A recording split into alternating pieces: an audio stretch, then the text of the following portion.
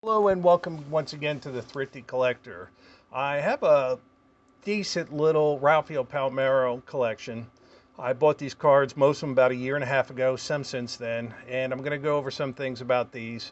Ralphie is definitely, if it wasn't for him getting popped with PEDs, would have been a surefire first ballot Hall of Famer. Over 3,000 hits, over 500 and some home runs. I believe him, Ted Williams, and Eddie Murray the only ones with that, but I could be wrong. So I'm going to really curtail my Palmero cards that I'm going to buy. A lot of these were cheap. His prices are going up. So because I think everybody's anticipating eventually they're going to have to let Bonds in and McGuire and Clemens and Ralphie and Sammy Sosa. And once they get all those guys in, they can't, and Alex Rodriguez. So eventually they're going to have to let him in and everybody get off of this PED thing. So this is actually a PSA 10 1988 card. It's the team issue, the Peoria Chiefs. I guess they went ahead. He had already been in the major leagues, but they put out like a best of series. The one thing about if you can hear that, PSA, a little rattling going on with them PSAs. Still a little rattling in the Beckett's and the SGCs, but not that bad. So that is the 1988. And then probably the best rookie card to get of Palmero is the Topps Tiffany card. This is a PSA 8. You can pick these up for about a decent price, about $10 each, give or take. So if you want to get the Tiffany, the main difference is Tiffany's, I believe, were only limited print run of about 5,000, and you had to buy them in a hobby box. They weren't in packs or anything like that. So it was something that you really never saw much as a kid unless you had a really good hobby store, which I did not have in my hometown. So I do like these Tiffany's.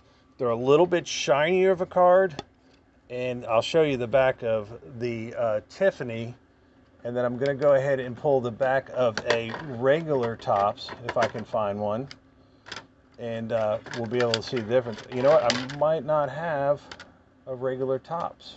Oh, I do have regular Topps. It's but see the difference between the two. So the top is the Tiffany, the bottom is the regular Topps issue. So yeah, so PSA 8 on the Topps Tiffany. Another PSA. I tried to keep these all in the way that they kind of run together. We got the 88 Don Ross. This is a PSA 8. This is actually, for this card, is actually very good. Those chippy black borders that we all know and love.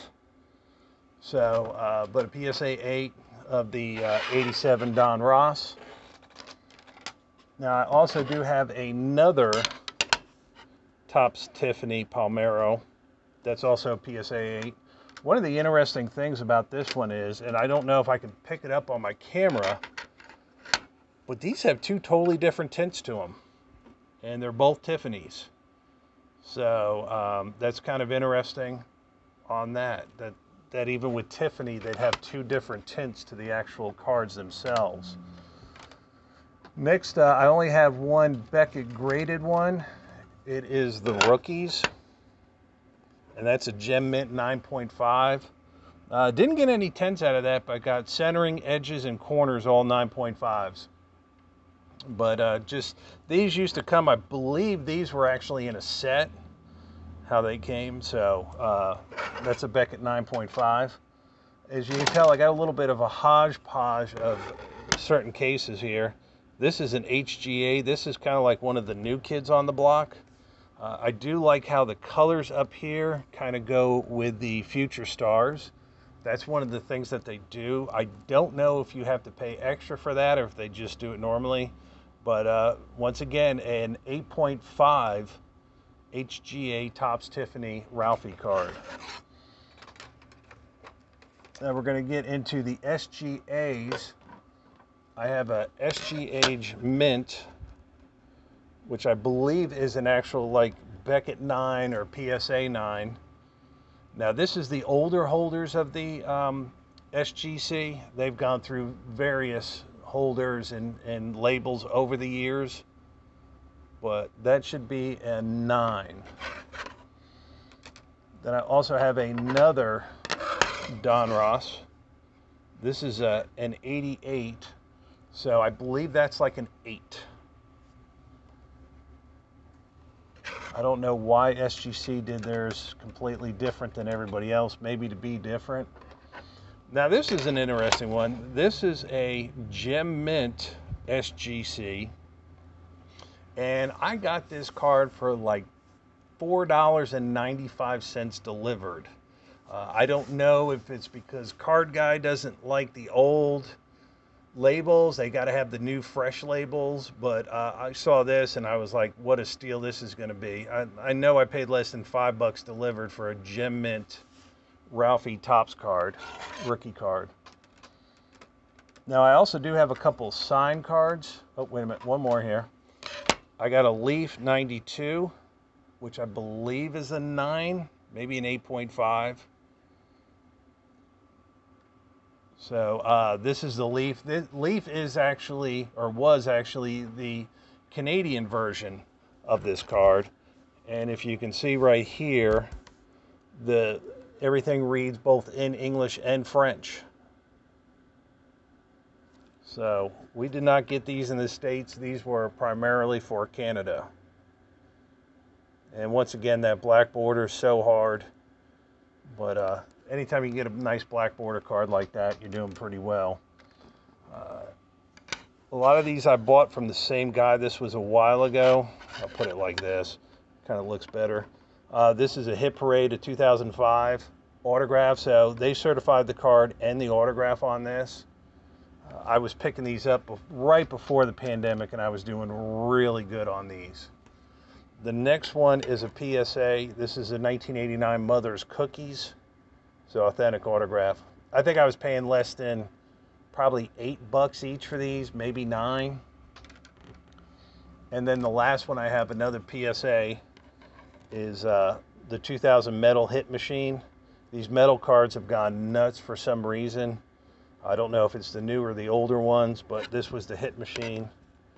Kind of a, I don't know if you'd call it a die cut card right up here, but these are just nice cards. Then I do have some loose autos. I'll just go over these real quick. This is the green version, and the green version's actually numbered on the back.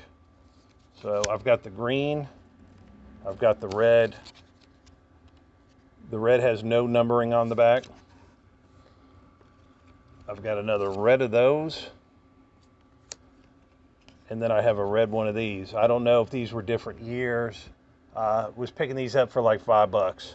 And once he gets in the Hall of Fame, it'll be a nice thing just to add and to have. I do have some more green ones. I've got these two. They're identical. And they're both numbered on the back. I imagine they probably went to 1,000. I don't think they went to more than that. I have not seen one more than 1,000. Palmeiro for a little while was signing for free through the mail. And I'm sure his mailbox blew up. And then he would sign them, and then he'd send a note saying, hey, how about sending me $20? And then he eventually became to where it was just send me $20 or I'm not signing, which I don't really blame him. But I've got the Topps, and then I've got the Don Ross.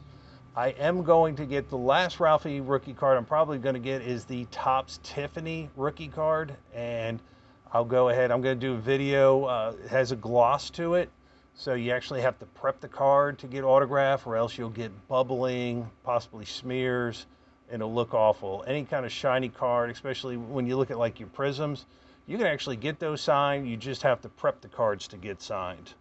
So that's it. This will be the last of my Rafael Palmeiro cards that I buy, except for that Topps Tiffany rookie, and I'll mail him out to $20. He's going to be in the long line of guys waiting to get into the Hall of Fame.